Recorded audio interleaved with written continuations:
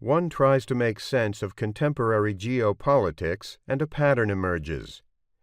Two critical developments in recent years were the trade and technology wars between the United States and China, and then, soon after, the Great Pandemic. Together they managed to shake the global system out of its benevolent torpor. Globalization did not collapse, but it changed shape. States are again prominent, even if they still operate within something like a networked global landscape.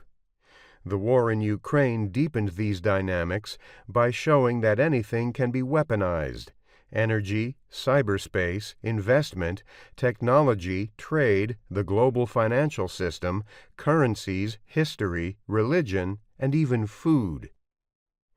When we look back at the technology wars around Huawei and the American response to what many already interpreted as the beginning of a Chinese century, what do we see? The panic was about the notion of technological standards and the race to control the world system. I wrote at great length about standards in my book Belt and Road. They are the key technologies used and accepted worldwide, normally patented and licensed through royalties or fees by their creators. The fundamental features of the new struggle for supremacy were no longer geographical, but technological.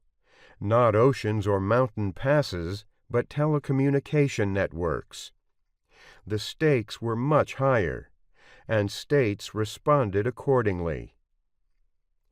Technology has triggered strong competitive dynamics because we have entered an age when the superpowers are actively rebuilding the world. Technology has created the possibility that one could one day be living in a Chinese or American world. Odd as the expression may sound at first, it has often been used in recent years. I suggest that we take it as literally as possible. Then the pandemic arrived. It was a curious coincidence that it arrived on the heels of the technology wars because it carried the same lesson. Faced with a natural threat, an existential threat, the main state actors had to consider how to rebuild a secondary world protected from the sudden intruder. Rules, policies, and technologies such as digital surveillance or revolutionary new vaccines were quickly developed for this purpose. They were insufficient to free human beings from their biological entanglements, but they were only the beginning.